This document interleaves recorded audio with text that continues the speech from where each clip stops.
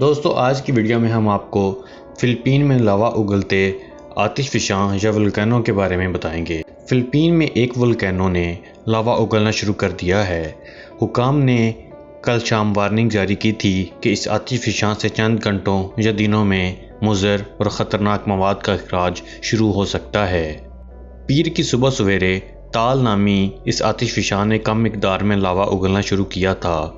یہ آتش فشاں فلپین کے دارالحکومت منیلا سے 70 کلومیٹر دور جنوب میں واقع ہے۔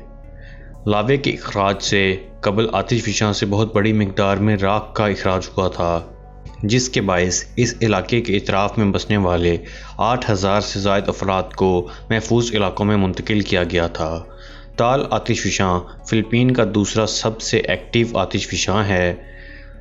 تال ایک جزیرے پر موجود جھیل کے مرکز میں واقع ہے۔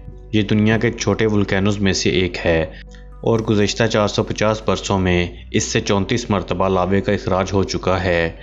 گزشتہ کچھ ہی وقت میں تال کے قریبی علاقوں میں 32 زلزلے کے جھٹکے محسوس ہو چکے ہیں۔ ولکینو سے نکلنے والی راکھ کی بڑی مقدار نے ارد گرد کی آبادی کو مکمل طور پر ڈھانپ لیا ہے۔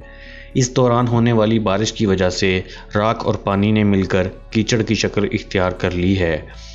آتش فشاں سے راکھ کے اخراج کے باعث کھڑی فصلوں کو بھی نقصان پہنچا ہے۔ دوستو اگر ابھی تک آپ لوگوں نے ہمارے چینل دلچسپ معلومات کو سبسکرائب نہیں کیا ہے تو سبسکرائب ضرور کیجئے اور ہماری ویڈیوز کو لائک، کمنٹ اور شیئر بھی ضرور کیجئے۔ اگلی ویڈیو تک کے لیے خدا حافظ۔